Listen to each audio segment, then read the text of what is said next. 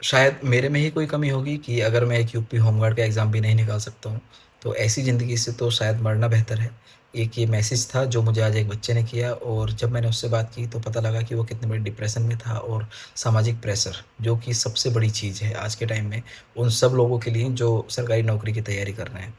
तो भाई जब मैंने उससे बात की तो बताया कि इसमें उसकी कोई गलती नहीं है, सीधी-सीधी गलती भर्ती बोर्ड की है कि उन्होंने इस तरह का पेपर बनाया कि जो बच्चों ने पढ़ा वो आया ही नहीं, और पता नहीं ना जाने कहाँ-कहाँ के सवाल पूछ लिए। और अगर आप ये कदम उठाओगे भी तो इससे ना तो भर्ती बोर्ड को कोई फ़र्क पड़ेगा, ना समाज को कोई फ़र्क पड़ेगा। क्योंकि समाज का क्या है, समाज सिर्फ़ 2 शब्द बोलता है और उसको बोलने के लिए कुछ भी नहीं चाहिए, ना दिमाग चाहिए, ठीक है? सिर्फ़ मुँह खोलना है। और वो मुँह खोलने से आपके ऊपर जो प्रभाव पड़ता है वो उस चीज़ को समझता ही नहीं है। या शायद उन्होंने कभी सरकारी नौकरी की या कोई ऐसा प्रेशर नहीं झेला है कि जो उनको ये समझा सके कि हाँ, जो आप शब्द बोल रहे हो उसका अगले बंदे पे क्या प्रभाव पड़ेगा। तो भाई मैं आप सब लोगों से हाथ जोड़ के रिक्वेस्ट करूँगा, जीवन बहुत बड़ा है, इस तरीके का कोई भी कदम मत उठाओ। क्या हुआ, एक नौकरी नहीं लगी ना, तो कहीं और देख लो भाई, कुछ और कर लो जीवन में। लेकिन जीवन समाप्त करना सिर्फ़ और सिर्फ़ आपके परिवार की परेशानियों को बढ़ाएगा, उसको कम नहीं कर सकता। आप रहोगे तो हो सकता है कि शायद कोई ऐसा रास्ता आपको मिल जाए कि जिसमें आप अपने परिवार का भी और अपना भी, दोनों का भला कर सको। लेकिन अगर आप चले गए या आपने कोई भी इस तरीके का कदम उठाया, तो आपका परिवार भी बेकार हो जाएगा और आप तो रहोगे ही नहीं।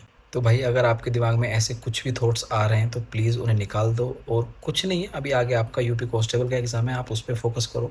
क्या पता उसमें चीज़ें बेहतर हो जाएँ, क्योंकि देखो इसमें तो मेरी इतने सारे बच्चों से बात हुई है, वो सब यही कह रहे हैं कि बोले भैया समझ में ही नहीं आया कि पेपर में हुआ क्या है। 1, 2, 10, 20 या 100 बच्चों की बात नहीं है। 300 से 400 मैसेज मेरे पास ऐसे पड़े हैं कि जो ये कह रहे हैं कि बोले भैया समझ में ही नहीं आ रहा कि यूपी होमगार्ड के एग्ज़ाम में हुआ क्या है। हमें यही नहीं पता लगा कि पेपर आया कहाँ से है? जो हमने पढ़ा था उसमें से तो कुछ भी नहीं समझ में आया। तो ये सिर्फ़ आपकी समस्या नहीं है, बहुत सारे बच्चे हैं।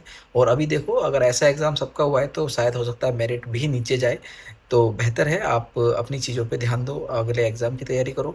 कोई बात नहीं, एक नहीं हुआ, दूसरा होगा, दूसरा नहीं होगा, तीसरा होगा, और नहीं भी होगा तो आगे बहुत बड़ा जीवन है, कुछ ना कुछ हो जाएगा।